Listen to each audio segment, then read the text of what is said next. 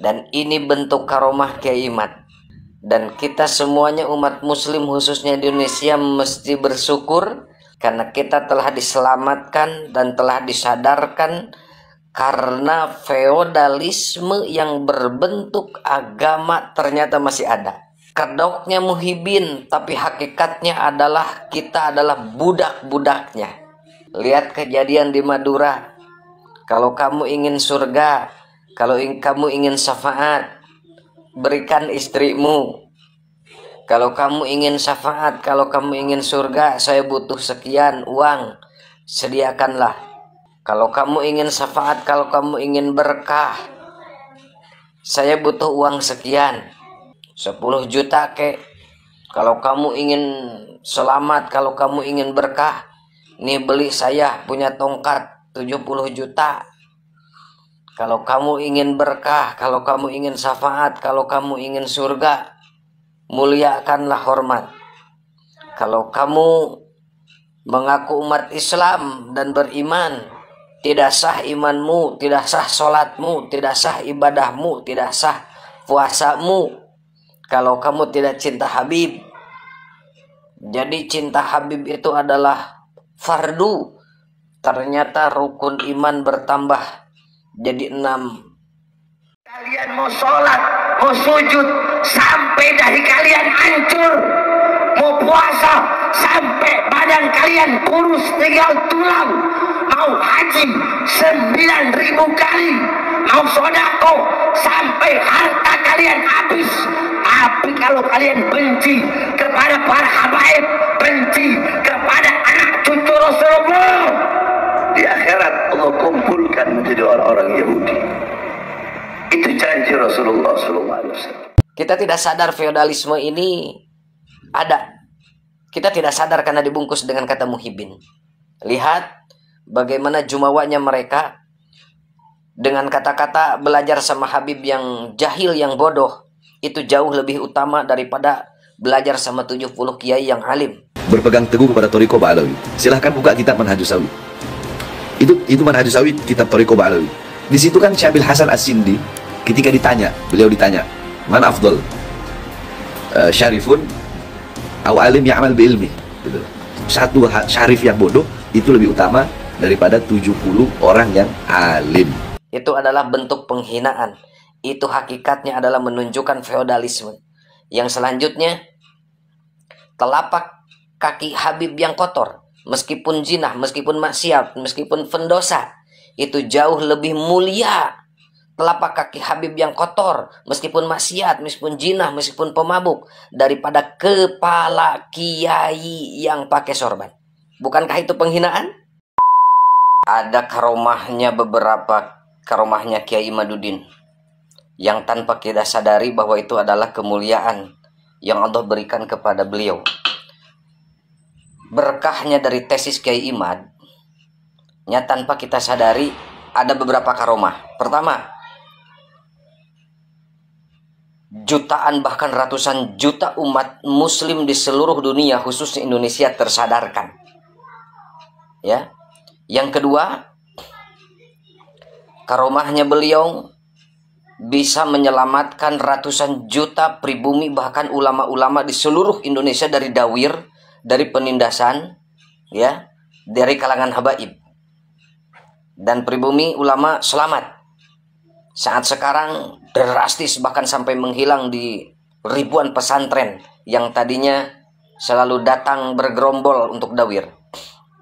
Karomah Kiai Imad berikutnya adalah mendorong dan menggerakkan seluruh umat muslim khususnya para ulama untuk membuka kembali kitab nasab sehingga mengenal kembali leluhurnya.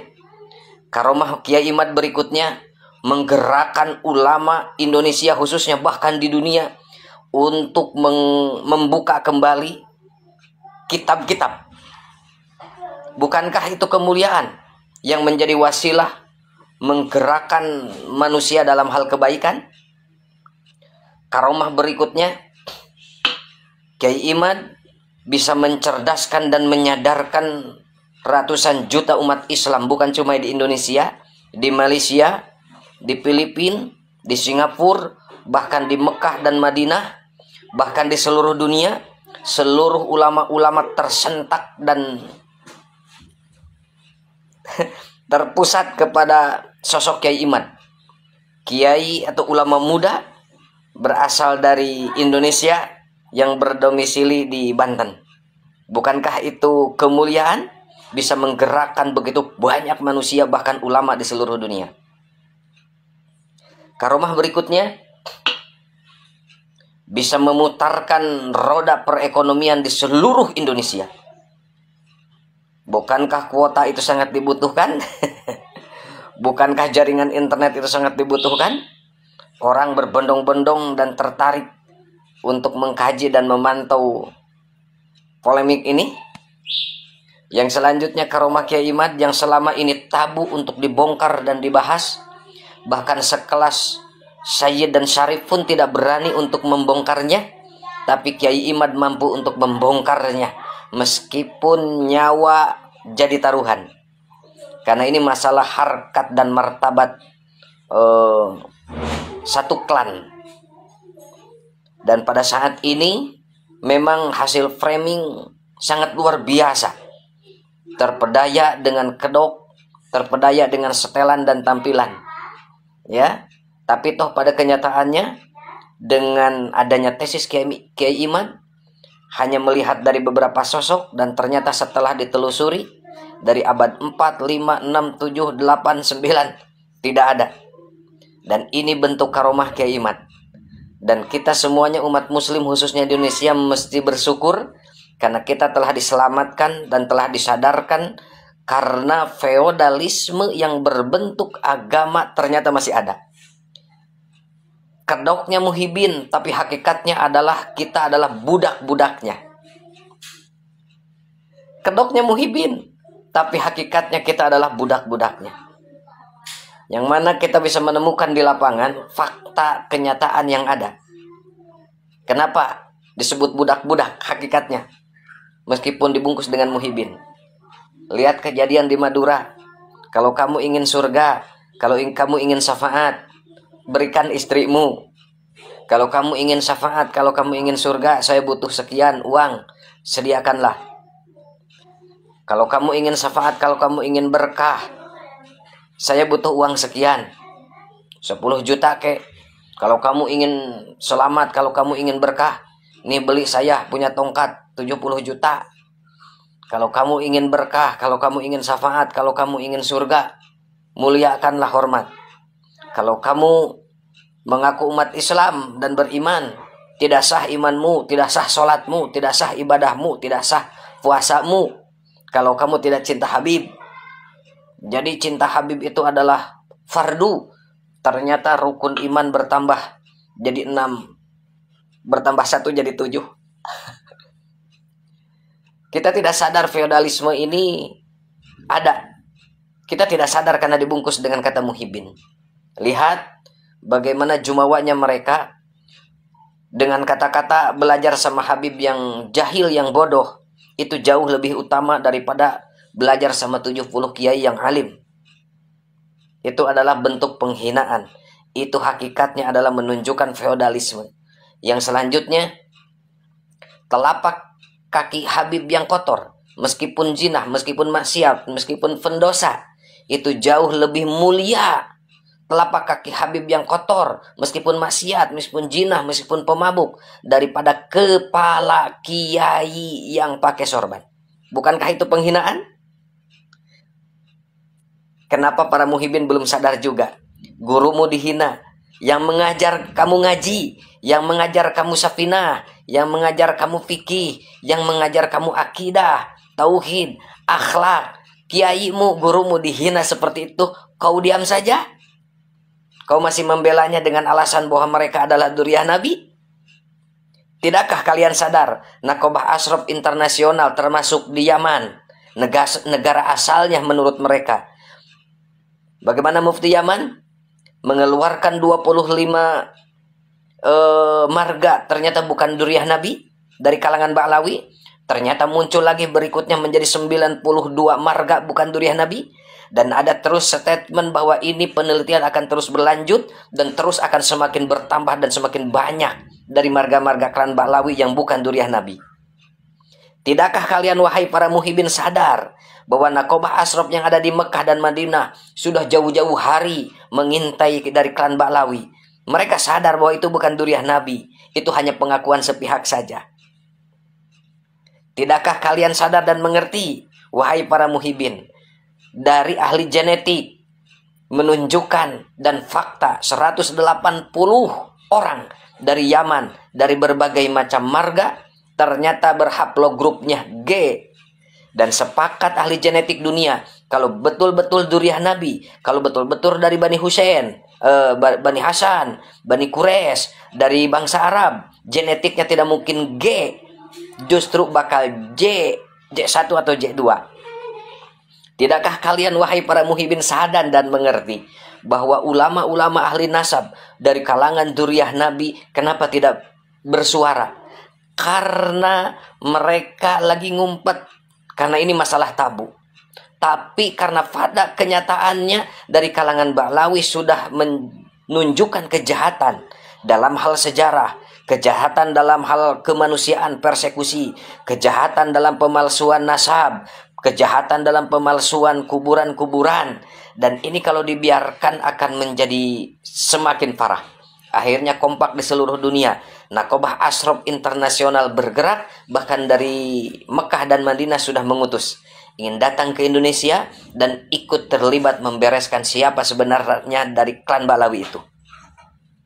Dan ternyata fakta sejarah mencatat dan mengatakan ahli sejarah Yaman, Ba'lawi atau yang dikenal sebagai Habaib, ternyata di Yaman juga bukan sebagai penduduk asli, ternyata mereka juga sama sebagai pendatang, sebagai imigran. Dan ternyata sejarah mencatat kenapa mereka berada di situ, akibat migrasi dan pembantaian terhadap Yahudi, sehingga mereka kabur ke sana kemari sampai ke Hadramaut. Wahai para muhibin, tidakkah kita sadar bahwa kita bisa ngaji, kita bisa mengerti agama karena ulama-ulama, ajengan-ajengan, ustad-ustad, kiai pribumi, tapi ternyata kalian malah mantep menjadi muhibin, membela mati-matian para habaib. Justru yang kalian bela mati-matian melecehkan pribumi, menghina gurumu, menghina kiai, menghina ulama.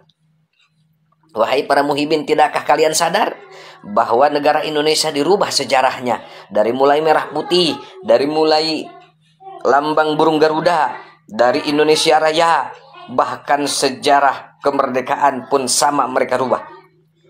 Tidakkah kalian sadar dari kalangan mereka merubah sejarah peradaban yang ada di Indonesia, merubah sejarah NU.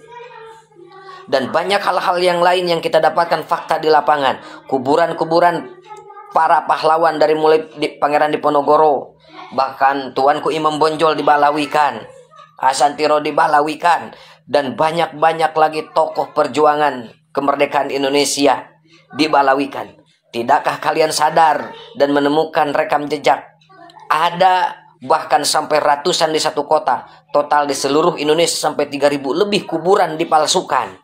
Yang tadinya itu leluhur pribumi Indonesia menjadi Ba'lawi.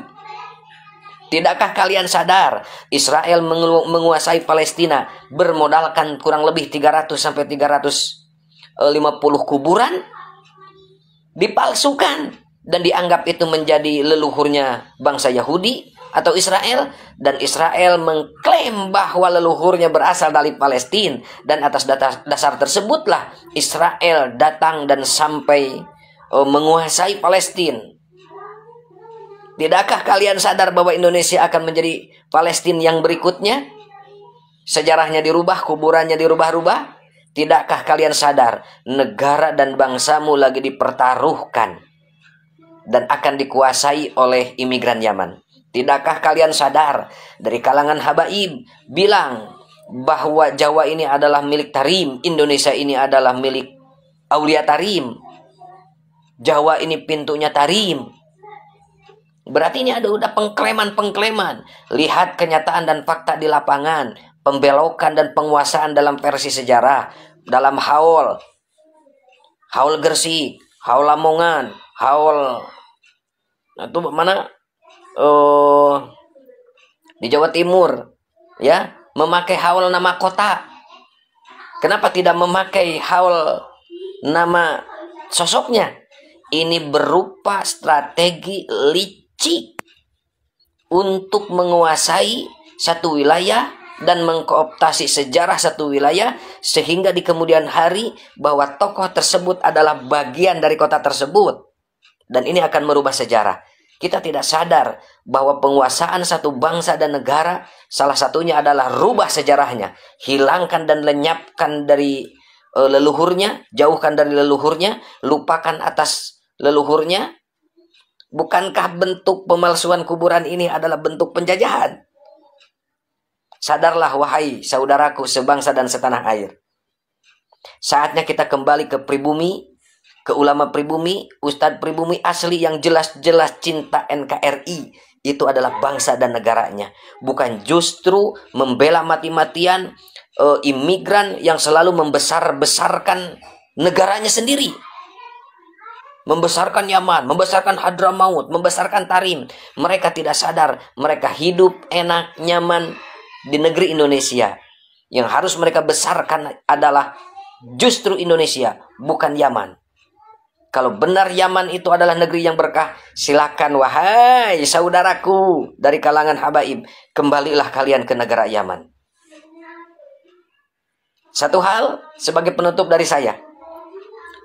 Seandainya dari klan Balawi, dari para habaib tidak merasa dirinya ras paling tinggi, seandainya para habaib tidak merendahkan pribumi, tidak melecehkan dan tidak menghina para ulama Indonesia, seandainya tidak merubah sejarah Indonesia, tidak merubah sejarah Nahdlatul Ulama, niscaya pribumi tidak akan bergerak seperti ini.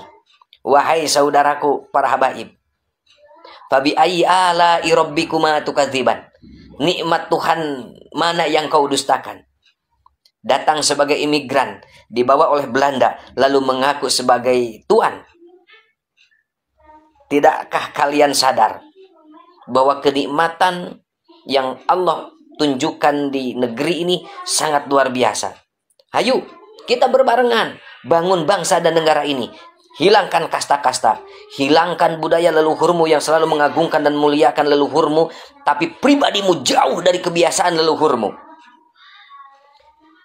Hilangkan dan lenyapkan kebiasaan kalian selalu mengagung-agungkan bahwa di darah kami ada darah suci kakek kami, yaitu Rasulullah. Tapi kebiasaan dan tabiatmu, cara bicaramu, cara dakwahmu, cara bersosialmu jauh dari cerminan akhlak budi pekerti mulia Rasulullah Sallallahu Alaihi Wasallam. Bukankah itu sebagai bukti penghinaan terhadap Rasulullah? Sadarlah wahai pribumi, yuk kita bergerak sama untuk mencerdaskan umat, bukan justru untuk membodohkan umat. Wallahul muwaffiq ila aqwamit thoriq, hadanallahu wa iyyakum ajmain. Wassalamu alaikum warahmatullahi wabarakatuh.